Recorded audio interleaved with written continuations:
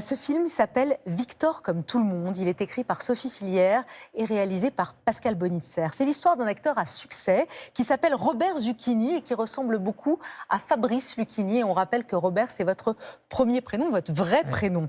Cet acteur a une passion dévorante, une obsession pour Victor Hugo. Il admire tellement Victor Hugo qu'il en oublie de vivre sa propre vie. Évidemment, quand on voit le film, on se dit c'est une biographie de Fabrice Lucchini. C'est vous qui aimez tellement les grands auteurs, tellement plus que la vie de tous les jours, non? C'est une idée de Sophie Fillière, elle est malicieuse. C'est une des plus grandes scénaristes. Elle nous a quittés il y a 2 ans, mais elle a voulu que ce film se fasse. Les enfants me l'ont demandé, et le génie de Sophie Fillière, très bien servi par Bonitzer, qui n'a pas voulu mettre son ego dedans, eh bien, elle voulait qu'il s'appelle Zucchini. Zucchini, ça veut dire petite courgette.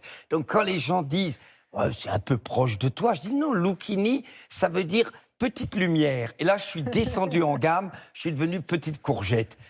Alors, le personnage, vous voulez me demander si le personnage me ressemble? Bien sûr qu'il vous ressemble. Il me ressemble, bien sûr, puisque la fiction a précédé la réalité. Je ne jouais pas Hugo, que je joue depuis 2 ans et demi. C'est Sophie Fillière, à qui je rends hommage tous les soirs, pour dire que c'est elle qui a eu l'idée que cet homme... Voilà. Et à partir de cette fiction, la réalité est revenue. Est-ce qu'il me ressemble dans le lien avec l'enfant? Vous voulez peut-être me poser l'enfant, Oui, tout ça? parce que ça raconte aussi les retrouvailles d'un père qui a été... Quoi? Le génie de Sophie Fillière, c'est que le drame de Victor Hugo, il a 40 ans quand sa vie se coupe en deux. Il est à Rochefort, il va dans un café, il remonte d'Espagne, il lit ce fameux journal, où il y a la vie qui va s'arrêter. Sa fille, Léopoldine, sa fille préférée, la merveille des merveilles, meurt noyée le 4 septembre 1843. Ça va changer la vie d'Hugo. Et le génie de Sophie Fillière, c'est que ce qui est dramatique dans la vie d'Hugo devient la réconciliation lumineuse, puisque lui qui n'a pas reconnu sa fille parce qu'il avait le trac, parce qu'il n'était pas capable d'avoir des relations, ça c'est un peu loin de moi quand même, parce que moi j'ai une fille, et ma fille, j'ai pas été génial comme père, mais j'ai quand même été pas mauvais, j'ai été correct à partir de 13-14 ans. Bon, c'est tard, vous me direz, mais comme dit Claude Berry, j'ai toujours été un très bon fils, donc j'ai été un père moyen. C'est pas faux. Quand on est un très bon fils, on est un père moyen. Mais quand même, tandis que lui, c'est 25 ans, il ne connaît pas sa fille. Et elle arrive dans la vie. Vous parlez du personnage. Oui, oui. Mais c'est cette mise en abîme. Le téléspectateur qui écoute, il se dit, il parle d'Hugo, il parle de Lucchini, il parle du personnage. C'est les trois à la fois, en fait. Il y a Victor Hugo qui a perdu sa fille, ça vous le dites, et c'est présent dans le film. Il y a ce personnage qui voit sa fille débarquer, qui lui dit, tu m'as négligé, et il va réapprendre, au fond, à aimer. Et c'est une des questions que pose le film, c'est finalement, et si on essayait d'aimer plutôt que d'admirer? Une phrase magnifique d'un ami belge. En parlant d'une femme, il a dit cette phrase étonnante. Hippolyte Wouters, il a dit « Elle m'admirait ce qui lui évitait de me comprendre ». C'était pas con. Alors, effectivement, mon personnage, il est en creux.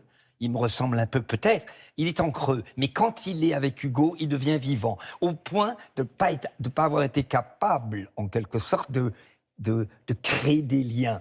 Mais vous savez ce qui est le plus intéressant dans l'affaire, c'est les jeunes qui sont woke. Ces jeunes filles incroyables, ces merveilles. Marine Arbonne est une immense actrice. Toutes ces jeunes filles qui incarnent les woke. Parce que c'est la rencontre entre cet acteur, parce que vous jouez un acteur, et ces 3 jeunes filles de 20 ans qui vont vous questionner, qui vont vous bousculer. Avec cette première scène géniale, parce que quand il apprend dans la boulangerie que sa fille veut le revoir, eh bien, il fonce dans le premier théâtre qui s'appelle le Toucan Blanc. Il a débuté il y a 45 ans. Et il rentre et il ne se rend pas compte qu'il y a une comédienne, comme souvent dans le théâtre, qui arrive totalement nue. Le pauvre Zucchini fait « Ah !» Elle fait « Allez, arrêtez !»« Non, j'ai rien vu. J'ai rien regardé. »« Ah, mais enlevez vos mains. »« Oui, qu'est-ce qu'il y a ?»« Non, mais j'ai rien vu. » Elle s'en va. « Je vous jure que j'ai rien regardé. Vous n'allez pas me mitouiser. » Vous voyez, c'est le talent de Sophie Fillière, la malice et le conflit dramaturgique grâce au woke qui trouve que Hugo est un queutard. Parce Non, c'est le 20h, on ne peut pas dire ces mots-là. Ah bon, d'accord. Alors, elle le résume en disant, elle voudrait mettre en cause la dimension supérieure de la libido d'Hugo. Et moi, je représente celui qui aime tellement Hugo. Mais ce qui est très malicieux de la part d'elle, de Sophie, c'est que s'il y a conflit, il y a situation. et les retrouvailles avec la fille, c'est le contraire de ce qui est arrivé à Hugo. Expliquez-nous, pour terminer, le génie de Hugo. Pourquoi sa langue est aussi vivante, vous qui la dites au théâtre? Pourquoi il y a tellement de gens qui viennent? Tenez, si vous avez 1 minute pour donner envie à des jeunes d'ouvrir un livre d'Hugo, Les Misérables, Les Contemplations... Donc, 1 minute pour les 2 questions? Pour ce que vous voulez. Oui, Mais donnez-nous envie bon, de alors, lire donnez-nous Hugo. envie, très très Johnny. Alors, donnez-nous envie. C'est le contraire d'un poète abstrait. Vous savez, on dit les politiques ont une parole dévitalisée, les journalistes ont une... Et pourquoi Hugo n'a pas une parole dévitalisée? Parce qu'il n'a rien d'abstrait. Vous savez, Jules Renard disait Hugo est tellement génial qu'on en oublie qu'il s'appelle Victor comme tout le monde. Eh bien moi, si je parlais à des gens, puisque tous les soirs je joue, et je n'essaye pas de faire de la retape parce que j'ai la chance que ça soit bien rempli, eh bien je leur dirais commencez par chose vue. Et puis les contemplations.